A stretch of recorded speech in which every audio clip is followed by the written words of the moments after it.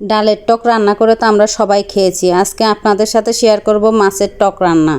আসসালামু আলাইকুম বন্ধুরা, কেমন আছেন সবাই? লইট্টা মাছের টক রান্না করব আজকে।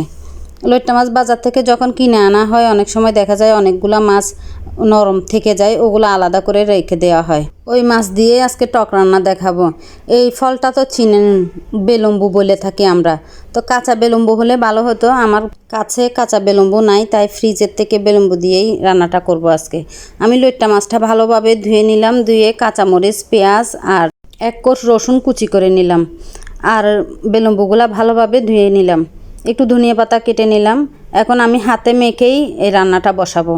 প্রথমে আমি একটা পাতিল নিয়ে নিলাম, পাতিলে পেঁয়াজটা দিয়ে দিলাম, শক্ত জিনিসগুলোই আগে দিয়ে দিচ্ছি। রসুন দিয়ে দিলাম, তারপরে কাঁচামরিচ দিয়ে দিলাম। এখন একটু স্বাদ মতো লবণ দিয়ে দিলাম আধা টেবিল চামচ পরিমাণে হলুদের গুঁড়া আর 2 টেবিল চামচ পরিমাণে মরিচের গুঁড়া। আমার মরিচের গুঁড়া অত ঝাল নাই, তাই একটু বেশি পরিমাণে দিলাম। দিয়ে আমি এখন এই উপকরণগুলো হাতের সাহায্যে ভালোভাবে মশলার সাথে মাখিয়ে নেব। একটু শক্ত জিনিসগুলো আগে একটু মাখিয়ে নিচ্ছি লবণের সাথে।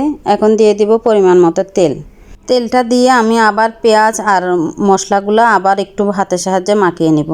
মাখানো হয়ে গেলে তারপর আমি একে একে বেলম্বু আর লইট্টা মাছটা দিয়ে আবার একটু ভালোভাবে মশলার সাথে সবগুলো উপকরণ মিশিয়ে নেব। আলতো হাতেই মাখিয়ে নেব সবগুলো। এই রান্নাটা আমাদের চট্টগ্রামের মানুষের প্রিয় একটি খাবার। আমাদের চট্টগ্রামের মানুষ বেলম্বু, টক, টমেটো এগুলো খেতে বেশি পছন্দ করে। তাছাড়া ছোট মাছ, মলা মাছ দিয়েও আমরা এই টকটা রান্না করে খেয়ে থাকি। মাছ আর বেলম্বুটা আমি হাতের সাহায্যে ভালোভাবে মাখিয়ে নিলাম। এখন একটু হাত ধোয়া পানি দিয়ে আমি এটাকে চুলায় বসিয়ে দিব। এখানে আমি আর পানি ব্যবহার করব না, এইটুক পানিতেই আমি রান্নাটা করব। আধা কাপেরও কম পানি আমি এখানে ব্যবহার করেছি। পানি বেশি লাগবে না, আবার চুলায় যখন বসাবো তখন পানি মাছের থেকে এমনি বের হয়ে যাবে। আমি একটা চামচের সাহায্যে সব কিছু ভালোভাবে মিশিয়ে নিলাম। এখন মাছটা আমি চুলায় বসিয়ে দিব। চুলায় বসিয়ে বেশিক্ষণ সময় লাগবে না, 10 মিনিটের ভিতরে রান্না হয়ে যাবে। দেখুন কত পানি বের হয়ে গেছে। এখন একটু নাড়িয়ে দিব। আমি চামচ দিয়ে নাড়াবো না, নাড়ালে মাছটা ভেঙে যাবে। একটা কাঠির সাহায্যে আমি মাছটাকে একটু নাড়িয়ে দিব। অনেকে মনে করে বেলম্বু তো অনেক টক, রান্না করলে তো অনেক টক হবে। আসলে না, বেলম্বুটা রান্না করলে অত টক লাগে না, হালকা টক লাগে। ওই টক ভাতের সাথে খেতে ভালোই লাগে। আমি লবণটা চেক করে একটু লবণ দিয়ে দিলাম। আমার রান্নাটা প্রায় কমপ্লিট। দেখুন তেল উঠে গেছে উপরের দিকে। এখন একটু নাড়িয়ে আমি ধনিয়া পাতা আর কাঁচামরিচটা দিয়ে চুলা থেকে নামিয়ে নিব। আপনারাই বলুন দেখতে কেমন হয়েছে।